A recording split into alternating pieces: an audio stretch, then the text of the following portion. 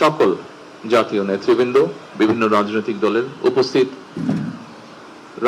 জাতীয় রাজনৈতিক নেতৃবৃন্দই শুধু বলবো না, আমি আমার অবস্থান থেকে বলবো উপস্থিত সকল রাজনৈতিক সহকর্মীবৃন্দ, আসসালামু আলাইকুম। বেশ অনেকদিন পরে আপনাদের সাথে আজকে দেখা হয়েছে। অনেকদিন পরে এই জন্য কথাটা বললাম যে স্বাভাবিকভাবেই আমরা একসাথে আন্দোলন সংগ্রাম করেছি। আমরা এখানে প্রত্যেকটি রাজনৈতিক দলের বিভিন্ন পর্যায়ের নেতৃত্ব, বিভিন্ন পর্যায়ের কর্মীবৃন্দ অত্যাচারিত হয়েছে, নির্যাতিত হয়েছে। আলহামদুলিল্লাহ, আল্লাহর রহমতে আমরা আমাদের বাংলাদেশের মানুষের রাজনৈতিক অধিকার প্রতিষ্ঠার আন্দোলনে সফল হয়েছি এবং যেই দাবিটি নিয়ে আমরা সাধারণ মানুষের কাছে গিয়েছিলাম যে তাদের ভোটের অধিকার প্রতিষ্ঠিত করা, সেই অধিকার নিয়ে আমরা বিজয় অর্জন করে সেই অধিকার নিয়ে আমরা গিয়েছি মানুষের কাছে। এবং মানুষ, আজকে আমরা যারা এখানে আছি, আমাদের সকলকে বা আমাদেরকে বাংলাদেশের মানুষ তাদের রায় দিয়ে দেশ পরিচালনা করার দায়িত্ব দিয়েছে। উপস্থিত জাতীয় নেতৃবৃন্দ এবং সহকর্মীবৃন্দ, আপনাদের নিশ্চয়ই মনে আছে যে আমরা এখানে অনেকগুলো রাজনৈতিক দল একসাথে বসে আমরা 31টি দফা উপস্থাপন করেছিলাম বাংলাদেশের মানুষের সামনে। আপনাদের নিশ্চয়ই এটাও স্মরণ আছে যে 31 দফা রাষ্ট্র মেরামতের যে দফাগুলো আমরা উপস্থাপন করেছিলাম, সেটিকে আমরা সংস্কারই বলি, সেটিকে আমরা রাষ্ট্র মেরামতের দফাই বলি। আমরা যখন উপস্থাপন করেছিলাম তখন বাংলাদেশের অন্য অনেকগুলো রাজনৈতিক দল, অনেকগুলো বিভিন্ন ব্যক্তি, বিভিন্ন পর্যায়ে, যারা পরবর্তীতে আমরা দেখেছি যে সংস্কার নিয়ে অনেক বড় বড় কথা বলেছে, এই মানুষগুলোকে বা এই রাজনৈতিক দলগুলোকে আমরা তখন সংস্কারের সও বলতে দেখিনি। কিন্তু আজকে আমরা এই প্যান্ডেলের নিচে যারা বসে আছে একত্রে, আমরা কিন্তু তখন স্বৈরাচারের চোখ রাঙানিকে উপেক্ষা করে আমরা রাষ্ট্র সংস্কারের দফাগুলো আমরা দিয়েছিলাম। প্রিয় সহকর্মীবৃন্দ, এই 31 দফা নিয়ে আমাদের সকলের একসাথে বসে রচিত যে 31 দফা, সেই 31 দফা নিয়েই কিন্তু আমরা যে নির্বাচন, 12 তারিখের ফেব্রুয়ারি নির্বাচন, সেই নির্বাচনে জনগণের সামনে গিয়েছিলাম এবং জনগণ গণতান্ত্রিক ব্যবস্থাপনায় জনগণ যে প্রস্তাবের পক্ষে রায় দেয়, সেটিকে জনগণের প্রস্তাব হিসাবে বিবেচনা করা হয়। কাজে আমি ব্যক্তিগতভাবে মনে করি, একজন রাজনৈতিক কর্মী হিসাবে, যে 31 দফা আমরা সকলে মিলে বসে রচনা করেছিলাম বা তৈরি করেছিলাম, সেই 31 দফার পক্ষে বাংলাদেশের জনগণ রায় দিয়েছে এবং আমি মনে করি এইটি এখন বর্তমানে সমগ্র বাংলাদেশের গণতান্ত্রিক জনগণের এটি 31 দফা, শুধু আমাদের রাজনৈতিক দলগুলো নয়, বরং 31 দফা বাংলাদেশের জনগণের 31 দফা হয়ে গিয়েছে এখন। প্রিয় সহকর্মীবৃন্দ, 12 তারিখের নির্বাচনে আমরা সকলে একসাথে কাজ করেছি, আমরা 12 তারিখের নির্বাচনে সফল হয়েছি। আপনারা নিশ্চয়ই দেখেছেন 5ই আগস্ট স্বৈরাচার বিতাড়িত হয়েছিল, কিন্তু স্বৈরাচার বিতাড়িত হওয়ার পরে একটি গুপ্ত বাহিনী 5 তারিখের পরে ধীরে ধীরে আত্মপ্রকাশ করেছিল এবং আপনাদের পরিষ্কার, আমি ডিটেইলে যাব না, বাট আপনাদের পরিষ্কার মনে আছে যে তারা 12 তারিখের নির্বাচন এবং 12 তারিখের নির্বাচনের আগে ঠিক স্বৈরাচারী কায়দায় ভিন্ন ডিজিটাল ওয়েতে তারা কিভাবে তাদের কাজগুলো চালিয়েছিল, কিভাবে তারা চেষ্টা করেছিল বাংলাদেশের জনগণকে বিভ্রান্ত করার জন্য। বাট ঐতিহাসিকভাবে সত্য, বাংলাদেশের জনগণ যখনই স্বাধীনভাবে তাদের মতামত দেওয়ার সুযোগ পেয়েছে, তারা সকল সময় দেশের পক্ষে, জনগণের পক্ষে সঠিক সিদ্ধান্ত গ্রহণ করতে কখনো ভুল করেনি এবং ঠিক 12 তারিখের নির্বাচনেও তারা সেটিই করেছে। আমি সঙ্গত কারণেই নামটি উচ্চারণ করতে চাইছি না। কয়েকদিন আগে আমার সাথে অন্তর্বর্তীকালীন সরকারের একজন উপদেষ্টা সাক্ষাৎ হয়েছিল। কথা প্রসঙ্গে উনি বলছিলেন যে উনারা যে 18 মাসের মতন দেশ পরিচালনা করেছেন, এই 18 মাস উনারা দেখেছেন যে কত অসহায়ের মতন উনারা ছিলেন। উনি বলছেন, উনি একজন সেই সরকারের উপদেষ্টা হিসেবে বলছেন এবং উনি বলছেন সরকারের 60% উপরে সেই গুপ্ত বাহিনীর ইনফ্লুয়েন্স ছিল। সেই গুপ্ত বাহিনী বিভিন্ন, এবং আমরা দেখেছি নির্বাচনের পরে এই গুপ্ত বাহিনীকে দিশাহারার মতন বক্তব্য রাখতে, বিভিন্ন রকম বক্তব্য রাখতে, এবং এখনো তারা বিভিন্ন রকম বক্তব্য রাখছে। তারা আমরা দেখেছি পত্রপত্রিকাতে, আমরা দেখছি সোশ্যাল মিডিয়াতে, আমরা দেখছি সেই ব্যক্তির বক্তব্য হচ্ছে যে এরা দিশাহারা হয়ে গেছে। 18 মাস তারা এমন ভাবে তারা পুরো জিনিসটাকে ব্যবহার করেছে তাদের পক্ষে, কিন্তু 12 তারিখে যখন জনগণ তাদের রায় প্রদান করেছে তারপর থেকে তাদের মাথাটি খারাপ হয়ে গেছে। প্রিয় সহকর্মীবৃন্দ, 16-17 বছর স্বৈরাচারের রেখে যাওয়া পুরো একটি বিধ্বস্ত ইকোনমি, 16-17 বছর রেখে যাওয়া স্বৈরাচারের একটি বিধ্বস্ত জ্বালানি বা বিদ্যুৎ ব্যবস্থা, 16-17 বছর ধরে স্বৈরাচারের রেখে যাওয়া একটি শিক্ষা ব্যবস্থা, একটি যোগাযোগ ব্যবস্থা, একটি স্বাস্থ্য ব্যবস্থা, যেটি বলি না কেন প্রত্যেকটি ব্যবস্থা ছিল বিধ্বস্ত। সরকার গঠন করার সাথে সাথে সরকার গঠন, এই যে আমার টেবিলেও অন্তত দুইজন আছেন, মন্ত্রী পরিষদের সদস্য আছেন, ফাইন্যান্স মিনিস্টার আছেন এবং পরিকল্পনা আছেন। পরিকল্পনা মন্ত্রী যে আছেন এখানে, উনি সরাসরি আমাদের জোটের ভিতরে বা আমাদের যুগপৎ আন্দোলনের সাথে ওনারা ছিলেন, উনি ভালো বলতে পারবেন। হয়তো ফাইন্যান্স মিনিস্টার তার দলের কথাই বলবেন, কিন্তু পরিকল্পনা মন্ত্রী তিনি তো সরাসরি আমাদের দলের না, উনি যুগপৎ আন্দোলনের শরিক, আমাদের একজন, আমাদের সকল সহকর্মীর মধ্যে একজন, কিন্তু উনিও দেখছেন যে কি একটা বিধ্বস্ত অবস্থায় সরকার গঠন করতে হয়েছিল। এবং সাথে সাথে একটা দিন পরে সরকার শুরু হওয়ার একটা দিন পরে রোজা এসেছে।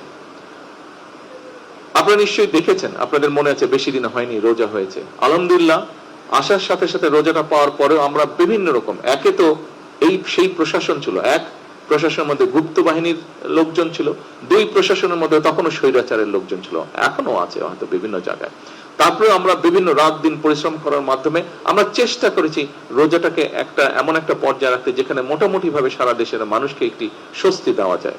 100% না হলেও আমি নিশ্চয়ই কেউ অস্বীকার করবে না, আলহামদুলিল্লাহ মোটামুটি ভাবে একদম নতুন একটি সরকারের জন্য যেভাবে আমরা ম্যানেজ করি, আলহামদুলিল্লাহ মানুষজনকে কিছুটা হলেও আমরা কমফোর্ট দিতে সক্ষম হয়েছি। রোজাটি শেষ হবার আগেই একটি যুদ্ধ পরিস্থিতি, মধ্যপ্রাচ্যে একটি যুদ্ধ পরিস্থিতি তৈরি হয়েছিল এবং যুদ্ধ পরিস্থিতি তৈরি হওয়ার সাথে সাথে একটু আগেই আমি বক্তব্যে বলেছি যে 16-17 বছর যে স্বৈরাচার ছিল, সেই স্বৈরাচার আমাদের দেশের জ্বালানি বিদ্যুৎ ব্যবস্থাকে এমন একটা বিধ্বস্ত বিপর্যস্ত অবস্থা রয়ে গেছে, 3 লক্ষ কোটি টাকা শুধু এখান থেকেই তারা আত্মসাৎ করেছিল। তাহলে বুঝেন একটি সেক্টর যেখান থেকে 3 লক্ষ কোটি টাকার মতন আত্মসাৎ হয়, সেই সেক্টরটির কি অবস্থায় এসে দাঁড়াতে পারে। স্বাভাবিকভাবে যুদ্ধ পরিস্থিতির কারণে আমাদেরকে তেল বলেন, বিভিন্ন গ্যাস বলেন, এলএনজি বলেন, এই সবগুলো আমাদেরকে বিদেশ থেকে ইম্পোর্ট করতে হয়, এটা তো আমরা এখানে প্রডিউস করি না।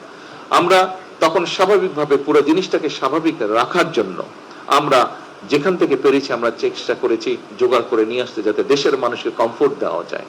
একই সাথে স্বাভাবিকভাবে বাধ্য হয়ে আমাদেরকে অনেক সময় অনেক জায়গায় সেই পরিস্থিতিতে বেশি দামে ক্রয় করতে হয়েছে, যার ফলে প্রায় $2.5 বিলিয়ন না খুঁজবে $2.5 বিলিয়ন মতন আমাদের 3.46 মানে বিলিয়ন, শুধু তেলের জন্য $3.46 বিলিয়ন অতিরিক্ত ব্যয় হয়েছে, যেটা আমরা যদি এই পরিস্থিতি না হতো এই অর্থটা আমরা অনেক অন্য কাজে, দেশ গঠনের কাজে আমরা ব্যবহার করতে পারতাম, কিন্তু বাধ্য হয়ে এইটা আমাদেরকে করতে হয়েছে। স্বাভাবিকভাবেই অর্থনীতি যদি ঠিক না থাকে তাহলে সবকিছুর উপর একটি নেগেটিভ এফেক্ট পড়ে। আমরা চেষ্টা করছি এই জিনিসটাকে ঠিক করতে। আপনাদের নিশ্চয়ই মনে আছে শেয়ার মার্কেট বা ক্যাপিটাল মার্কেট যেটাকে আমরা জানি, এই ক্যাপিটাল মার্কেটের কি অবস্থা হয়েছিল স্বৈরাচারের সময়। এখানে মানুষ আত্মহত্যা পর্যন্ত করেছিল, একজন দুইজন ব্যক্তির নিজেদের তারা কিভাবে আত্মসাৎ করে নিয়ে গেছিল লক্ষ লক্ষ মানুষের অর্থ, মানুষ আত্মহত্যা পর্যন্ত করেছিল। এই ক্যাপিটাল মার্কেট নতুন পলিসি নিয়ে নতুন সঠিক লোক নিয়োগের মাধ্যমে আপনারা এর মধ্যে পত্রপত্রিকায় দেখেছেন, পত্রপত্রিকা তাদের মতন করে নিউজ করছে, কিন্তু ধীরে ধীরে একটি অবস্থাটা আস্তে আস্তে আলহামদুলিল্লাহ ভালোর দিকে যাচ্ছে। এখন এটি ফরচুনেট বা আনফরচুনেট যেটি হোক, গত কয়েকদিন ধরে আবার মধ্যপ্রাচ্য পরিস্থিতি খারাপ হয়েছে। কাজেই প্রিয় সহকর্মীবৃন্দ, আমার যে বক্তব্যটি আমি বক্তব্য দিয়েছেন, এখানে সাইফুল ভাই কিছু কথা বলেছেন, মান্না ভাই কিছু কথা বলেছেন, এখানে আমাদের দাদা কিছু কথা বলেছেন, এখানে জামাল হায়দার সাহেব কিছু কথা বলেছেন, এখানে আমি বুঝি, কিন্তু এই পরিস্থিতিটা এই জন্য আমি কাউকে দোষ দিচ্ছি না। আপনারা যেটি বলেছেন, আমাদের সহকর্মীবৃন্দ, আমাদের যুগপৎ আন্দোলনের নেতৃবৃন্দ যেটি বলেছেন, you have all the reasons to say this, but আমি আমাদের সরকারের অবস্থানটা ব্যাখ্যা করলাম যে কি ডিফিকাল্ট সিচুয়েশনের মধ্যে আমাদেরকে পুরো জিনিসটাকে, দেশটাকে সঠিকভাবে রাখার জন্য, মানুষকে কমফোর্ট দেওয়ার জন্য আমরা কিভাবে জিনিসটাকে ম্যানেজ করার চেষ্টা করছি, সামাল দেওয়ার, অর্গানাইজ রাখার চেষ্টা করছি আমরা জিনিসটাকে।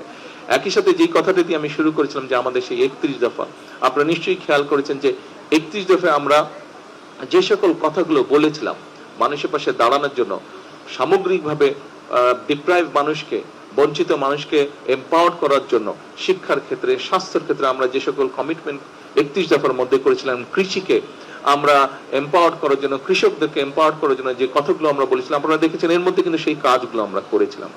সরকার গঠনের এক সপ্তাহ অর্থাৎ প্রথম ক্যাবিনেট মিটিংয়ে আমরা যে মানুষকে বলেছিলাম যে দেশের কৃষক ভাইদেরকে আমরা বলেছিলাম যে আমাদের তাদেরকে 10,000 টাকা পর্যন্ত কৃষি সুদ সহ যে ঋণটি ছিল সেটি আমরা মওকুফ করব। আমরা প্রথম ক্যাবিনেট মিটিং এ এইটি আমরা আমাদের এই যে প্রমিসটা এটা আমরা রক্ষা করেছিলাম।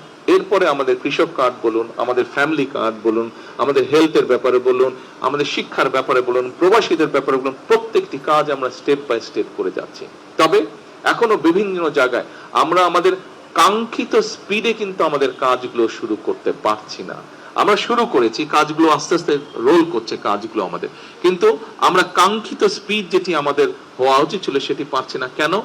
সেই সুপ্ত গুপ্ত বলুন আর স্বৈরাচার বলুন, এদের অনেক লোকজন এখনো প্রশ্ন এবং বিভিন্ন জায়গায় তারা বাধাগ্রস্ত করছে। এখানে আছে পরিকল্পনা মন্ত্রী, ওনাকে জিজ্ঞেস করুন, এখানে অর্থমন্ত্রী আছেন, জিজ্ঞেস করুন, অন্যান্য মন্ত্রী পরিষদের সদস্যবৃন্দ আছেন, ওনারাও বিষয়টি অনুভব করতে পারছেন।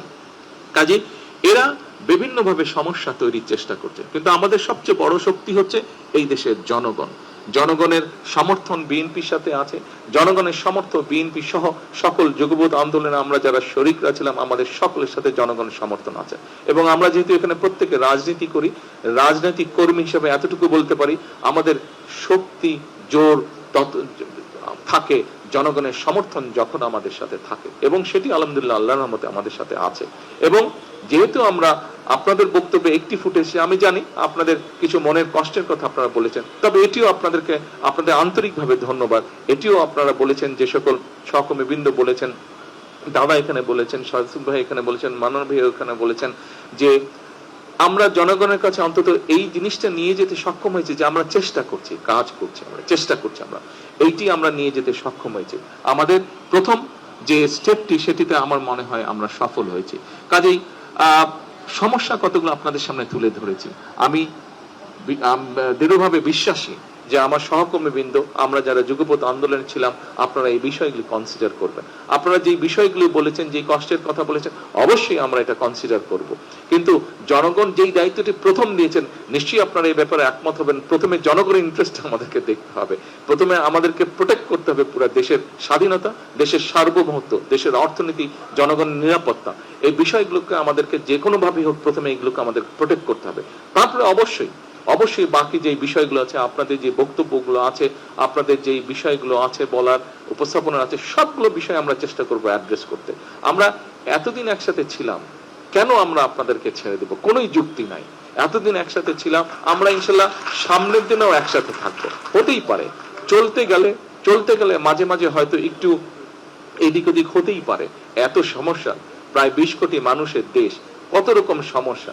আপনি যদি দেখেন এই ঢাকা শহর পরিষ্কার করাই এখন একটা বিরাট সমস্যা হয়ে দাঁড়াচ্ছে। যেদিকে তাকাবেন ময়লা, এই পরিষ্কার করা একটা সমস্যা হয়ে দাঁড়াচ্ছে। এদিক দিয়ে পরিষ্কার করলে ওই দিক দিয়ে ময়লা করে ফেলছে, ওদিক দিয়ে পরিষ্কার করলে এদিক দিয়ে ময়লা করে ফেলছে, এই একটা অবস্থা। তাহলে চিন্তা করেন সমগ্র দেশের কি অবস্থা। অবশ্যই আপনারা এই ব্যাপারে ওয়াকিফ আছেন।